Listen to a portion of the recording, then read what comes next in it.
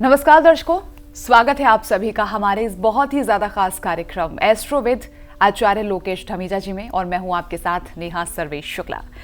Actually ज्योतिष को हम जब समझने की कोशिश करते हैं तो सालों साल बीत जाते हैं, लेकिन ज्योतिष को लेकर हमारे सवाल कभी खत्म नहीं होते।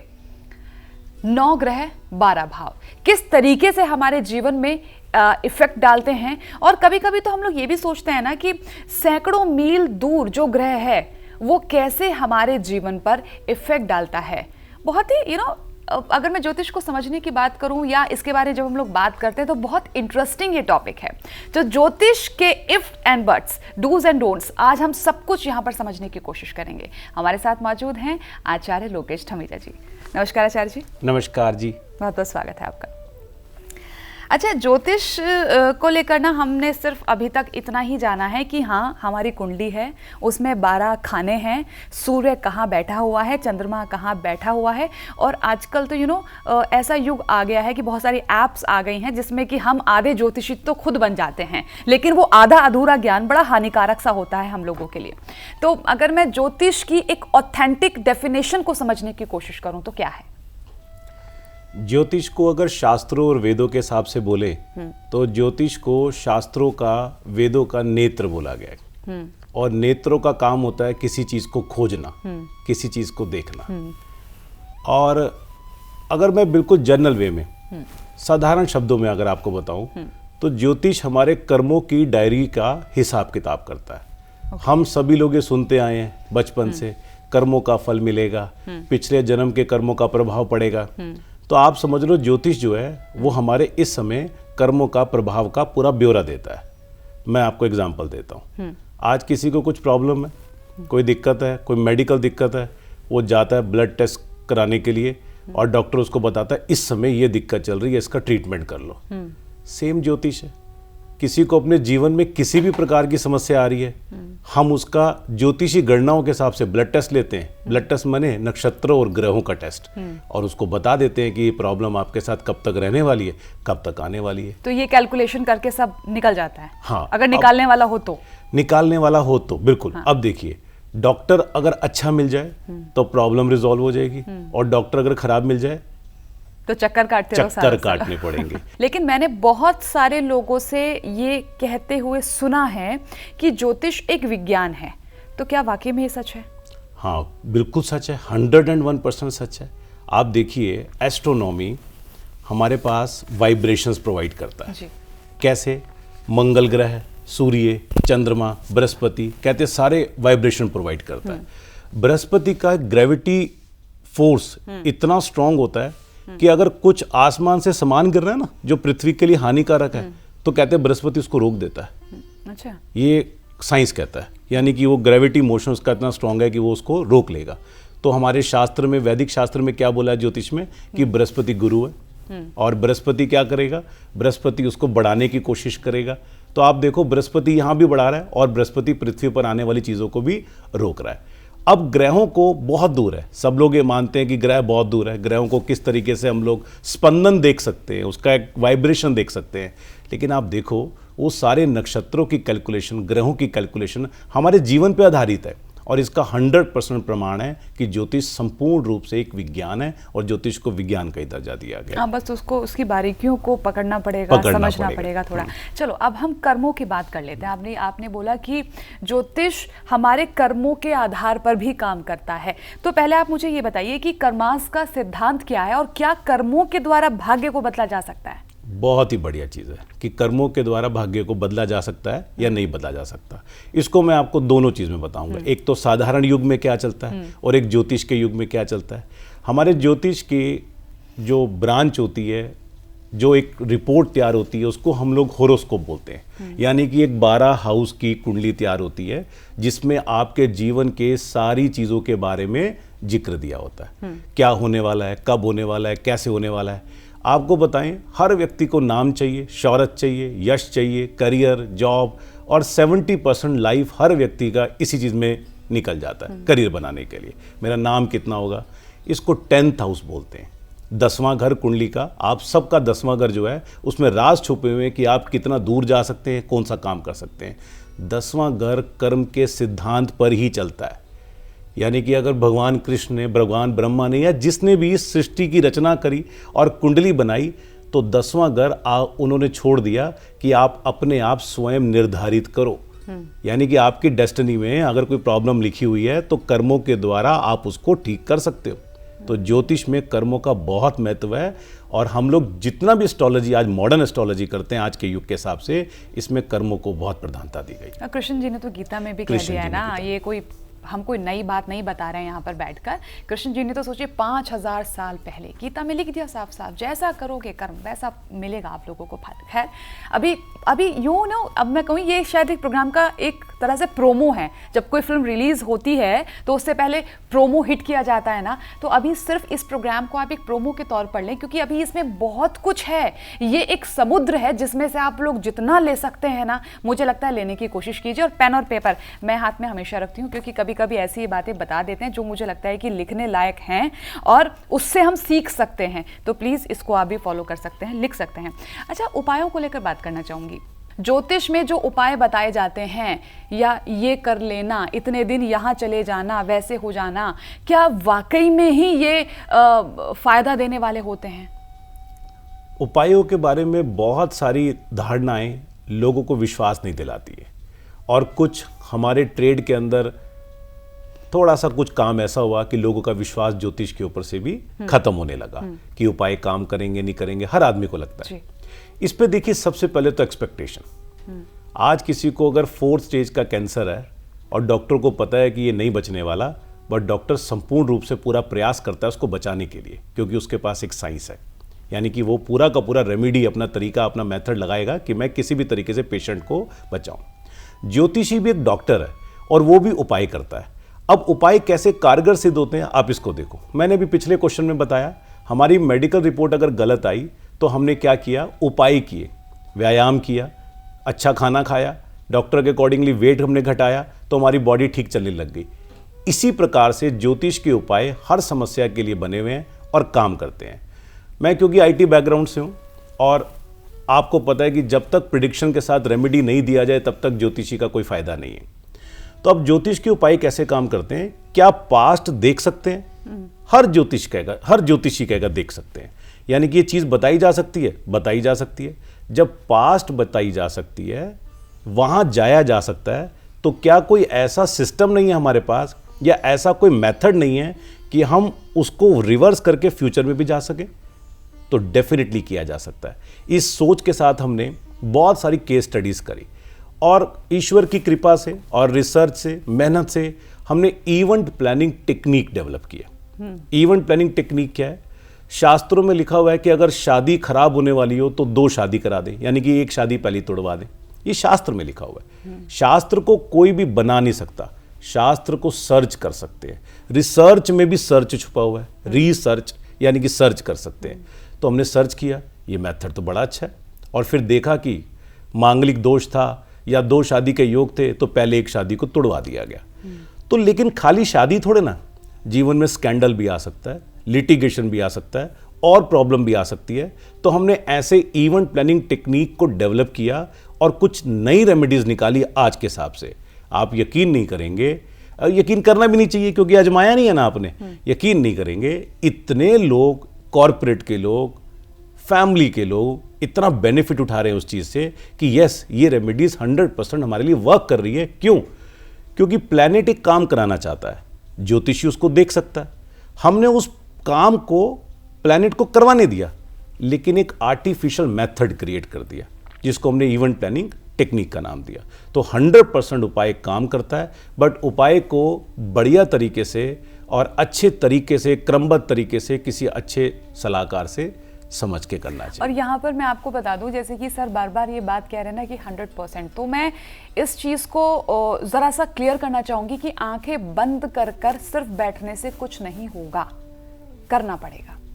करना कैसे पड़ेगा? इसमें सबसे पहले बात क्या आ जाती है, अपने कर्मों को ठीक करना पड़ेगा। शुरुआत में हमने कहा था ना, देखिए ज्योतिष एक हद तक काम करता है, लेकिन हमारा जीवन, हमारे जो भी हम कर्म करते हैं वो सबसे ज्यादा रोल प्ले करते हैं। अच्छा करोगे कर्म, अच्छा मिलेगा फल। बहुत ही सिंपल सा टेक्निक है। अच्छा, यहाँ पर मैं एक बात और पूछना चाहूँगी, इंसान जन्म लेता है, वक्त के साथ साथ बहुत सारी उठापटक उसकी लाइफ में होती हैं, तो क्या ग्रहों की स्थिति में समय के हिसाब से बदलाव आता है? अगर हाँ, तो उसका व्यक्ति के जीवन पर और उसकी कुंडली पर क्या इफेक्ट पड़ता है? देखिए, ये भी बहुत अच्छा प्रश्न है। आज किसी की एज 50 इयर्स की है और जब उसका बर्थ हुआ तो उसका टेवा बना हुआ था। टेवा माने होरोस्कोप और कुंडली। तो वो उस कुंडली को लेके चलता है और दिखाता रहता है, मेरा कुंडली देखो। आज से 40 साल 50 साल पहले हमारे अर्थ की जो रोटेशन होती है, प्लैनेट्स की जो रोटेशन होती है, उनमें चेंजेस आते जा रहे हैं। अब इसको ये समझिए कि अगर हम दिल्ली में बैठे हुए हैं, हमारा बर्थ दिल्ली का है, तो हम इक्वेटर के आसपास हैं, तो लैटिट्यूड और लॉन्गिट्यूड हमारी लाइफ पे बड़ा असर करता है और एक एक डिग्री में 4-4 मिनट का फर्क आ जाता है। अगर कनाडा का बर्थ होगा तो उसमें बहुत सारा चेंज आ जाएगा, राशियां भी चेंज हो जाएंगी। और अगर हम अर्थ की रोटेशन को देखें तो अर्थ 3 टाइप से रोटेट करता है। अर्थ अपने एक्सिस पे भी घूमता है, सूर्य के चारों तरफ भी चक्कर लगाता है, और कहते हैं 26,000 साल के बाद तो अर्थ उल्टी हो जाएगी, यानी कि नॉर्थ साउथ हो जाएगा, साउथ नॉर्थ हो जाएगा। तो ये साइंस कहती है। तो अब यानी कि अगर 200 साल पहले गणना की हुई थी तो क्या अर्थ की रोटेशन में फर्क नहीं आया? नासा बोलती आया, साइंस कहती आया, ज्योग्राफी के स्टूडेंट कहते आया। तो एस्ट्रोलॉजर को भी तो उस पैमाने को, उस प्रमाण को यूज करना पड़ेगा। तो आज जो कैलकुलेशन मॉडर्न तरीके से यूज कर रहे हैं वो 100% एक्यूरेट सिद्ध होती है। अगर हम पुराने मेथड को यूज करेंगे तो वो गणना प्रॉपर तरीके से ठीक नहीं आएगी। इसीलिए एक्यूरेट प्रेडिक्शन में चेंजेस आने लग गए हैं। नहीं, तो हम इतना ध्यान क्यों देते हैं इसमें कुंडली में? ये भी मैं थोड़ा सा समझना चाहूंगी कि बर्थ प्लेस पर, जैसे अभी आपने बात किया, मान लो मेरा जन्म चाहे दिल्ली में हुआ है या हाथरस में हुआ है या अलीगढ़ में हुआ है, क्या फर्क पड़ता है? ग्रह तो वही है। इसको मैं आपको ऐसे समझाता हूँ, आप व्यूवर्स को भी बताते हैं। मांगलिक दोष के बारे में ना आज पूरी धरती डरी हुई है। मांगलिक दोष, मांगलिक दोष, मांगलिक दोष। आप अपनी कुंडली खोली, कुंडली के पहले घर में, चौथे घर में, 7वें घर में, 8वें घर में, 12वें घर में अगर मंगल आ जाए तो मांगलिक दोष। ये फॉर्मूला है, ये शास्त्र में लिखा हुआ है कि ये मंगल दोष आ गया, अब प्रॉब्लम होगी। शास्त्र में ये भी लिखा हुआ है कि एक राशि के अंदर 3 नक्षत्राज होते हैं। इसका मतलब मंगल आ गया, मांगलिक दोष बन गया, लेकिन वो कौन से नक्षत्र में बैठा हुआ है? क्या पता वो ऐसे नक्षत्र में बैठा हुआ है जो 7वें घर में और 11वें घर में रिजल्ट दे रहा हो, तो वो तो शादी को माला माल कर देगा। वो मांगलिक कहां बनाएगा?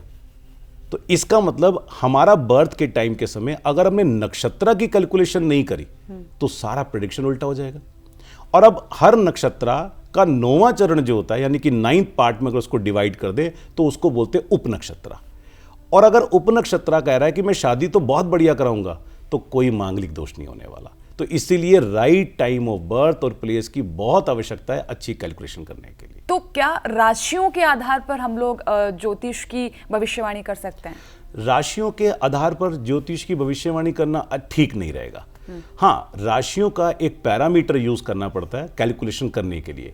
क्योंकि आप देखिए, अगर हमारे इंडिया की पॉपुलेशन 135 करोड़ की है और 12 राशि हैं, और अगर उसको 12 पार्ट में डिवाइड कर दें तो एक राशि के एरिया में बहुत सारी पॉपुलेशन आ जाएगी। इसका मतलब सबके लिए कॉमन है। हाँ। तो वो पॉसिबल नहीं। हाँ, राशियां, नक्षत्र, ग्रहों और उनके हाउसेस के कॉम्बिनेशन 100% रिजल्ट देते हैं। संपूर्ण राशियों के आप नहीं कर सकते। अगर हम देखते हैं आज इस राशि के साथ ये होने वाला है, इस राशि के साथ ये होने वाला है, ये एक जनरल कैरेक्टरिस्टिक्स है, लेकिन हम कैलकुलेशन को नहीं बता सकते। इसको मैं एक छोटे से एग्जांपल में और क्लियर करता हूं। वास्तु का आज बहुत बोलबाला है। मॉडर्न एरिया में वास्तु चलता है। वास्तु भी राशियां ही हैं भाई। नॉर्थ ईस्ट में टॉयलेट नहीं होना चाहिए, आज पूरी दुनिया को पता है। टीवी मीडिया ने सबको बड़ा अच्छी तरीके से समझा दिया। ये राशि भाई, नॉर्थ ईस्ट में टॉयलेट नहीं होना चाहिए, राशि है। यानी कि 12 ग्रहों में 12 हाउसेज में राशि पड़ी हुई है, तो राशि बता रही है कि ये काम नहीं होना चाहिए। लेकिन क्या सबको प्रॉब्लम क्रिएट करेगा? उसके लिए हमें क्या चाहिए? संपूर्ण उस बंदे की कुंडली, यानी कि उस बंदे का वास्तु। तो इसलिए खाली राशियों से भी काम नहीं हो सकता और खाली स्थिर भाव से भी काम नहीं हो सकता। हमें उसके लिए कस्टमाइज प्लान करना पड़ता है कि आपके क्षेत्र में क्या आया हुआ है, चाहे वो वास्तु हो, चाहे वो राशि हो। मुझे तो ना सीरियसली इस साइंस को ना और समझने की दिलचस्पी मेरी बढ़ गई है। इसीलिए मैं कह रही हूँ कि लगातार हमारे साथ बने रहिएगा, एक भी एपिसोड हमारा मिस मत कीजिएगा, क्योंकि ज़रा सा हुआ मिस तो बहुत कुछ चीज़ें छूट जाएंगी। खैर, अगला सवाल मैं आपसे पूछना चाहूँगी कि हमारा छाया ग्रह राहु, जिसका अपना कोई भौतिक अस्तित्व नहीं है, लेकिन वहीं अगर हम कुंडली की बात करते हैं, ज्योतिष की बात करते हैं, तो राहु को बहुत इंपॉर्टेंस दी जाती है, तो उसका आप क्या कहेंगे इस बारे में? मैं तो कहता हूँ सभी लोग बोलो I love you Rahu. Rahu एक ऐसा प्लेनेट है, आजकल के सिनेरियो के हिसाब से सबसे ज्यादा मालामाल करने वाला प्लेनेट है।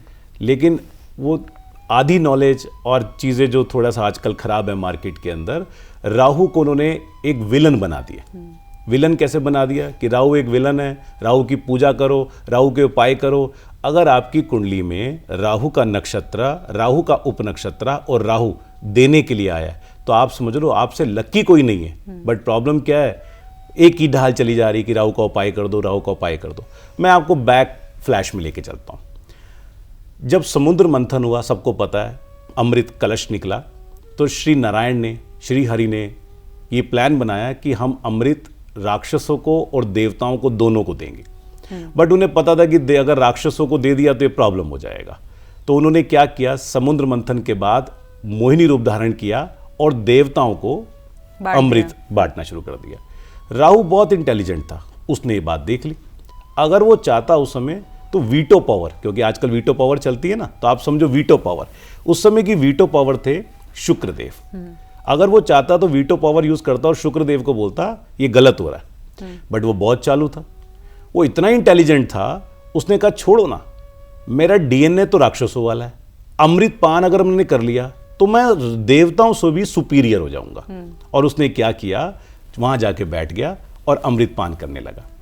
अमृत पान करने के बाद जैसी नारायण को, श्री हरि को पता लगा और उन्हें चक्र चलाया, तो राहु के दो टुकड़े हो गए, एक सर बन गया और एक धड़ बन गया। सर जो बना उसको राहु कहते हैं, और जो धड़ यानी कि बाकी हिस्सा बना उसको केतु कहते हैं। यानी कि दोनों कहीं ना कहीं एक ही है। अब ये देव बन गए। आप सुनिएगा, आपको बड़ा मजा आएगा। अब ये देव बन गए। अब इमेजिन करते हैं ब्रह्मा जी बैठे हुए हैं और सारे ग्रहों को डिपार्टमेंट दे रहे हैं कि मंगल देव आपका ये डिपार्टमेंट है, सूर्य देव आपका ये डिपार्टमेंट है, और राहु केतु भी बैठे हुए, हम देवता बन गए, हमें भी डिपार्टमेंट मिलेगा। बट इन्हें अंत तक कोई डिपार्टमेंट नहीं मिला, यानी कि कोई राशि इनको अलॉट नहीं की गई। तो अब देखो, जब देव बन गए तो इनको अलॉटमेंट देना चाहिए था, बट उन्हें पता था कि ये बदमाश है।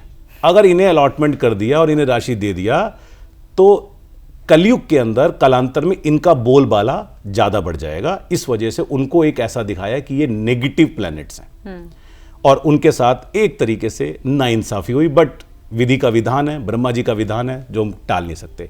अब मैं इसको वापस यहां लेके आता हूं। आज के सिनेरियो में इनके पास कोई राशि नहीं है, इनके पास कोई घर नहीं है, इनकी पावर देखो, जो प्लैनेट इनको देखता है ये उसका फल देते हैं। अगर मान लीजिए मंगल राहु को देख रहा है और मंगल नेगेटिव है, राहु भले ही पॉजिटिव हो, तो राहु भी नेगेटिव रिजल्ट देने लग जाएगा, मंगल से भी खतरनाक। अगर सूर्य राहु को देख रहा है तो इसका फल ले लेगा। अगर राहु चंद्रमा के साथ बैठा है तो चंद्रमा का फल ले लेगा। यानी कि फॉर्मूला क्या बना, राहु जिनके साथ बैठा है उनके फल देगा, राहु को जो देख रहे हैं उनके फल देगा। सोचो कितना शक्तिशाली हो गया। फिर ज्योतिषों ने क्या कहा, यार ये तो इल्यूजन क्रिएट करता है, ये भटका देता है। वो इसीलिए भटकाता है कि हमारी कुंडली में कम से कम 3-3, 4-4 ग्रहों का फल राहु दे रहा होता है। और अगर वो 3-4 ग्रह लकीली डेस्टिनी वाइज या हमारे संचित कर्मों वाइज अच्छे हैं तो ये लॉटरी लगवा देगा। इसके उपाय बंद कर दीजिए आज। इसीलिए आपको पहले ये चेक करवाना है कि आपका राहु देने क्या है और लेने क्या है। तो I love you Rahu, Neela colour Rahu का ही है। इसलिए आप कुछ ब्लू से रिलेटेड पेन, और देखो मैं भी, हम दोनों यार ब्लू पेन के आए हैं। खैर देखिए, ज्योतिष पूरा कैलकुलेशन पे बेस्ड है, ज्योतिष पूरा मैथमेटिक्स है। जिसको इसने समझ लिया ना, ये उसके तो खैर वारे न्यारे कर ही देता है। और अगर समझ में आ गया तो समझ लीजिए लाइफ आपकी सेट है। हालांकि हम यहाँ पर बहुत बड़ी बड़ी बात तो नहीं करते हैं, लेकिन हाँ, आने वाले एपिसोड्स में आप लोगों को बहुत बड़ी बड़ी और बहुत ही ज़बरदस्त बातें सुनने और समझने के लिए मिलेंगी। इसीलिए एक भी एपिसोड मिस मत करना। बार बार मैं एक बात बोल रही हूँ। खैर आज के लिए इस एपिसोड में बस इतना ही। अगले एपिसोड में फिर होगी आपसे मुलाकात। सर शुक्रिया बहुत बहुत हमारे साथ जुड़ने के लिए। नमस्कार। नमस्कार।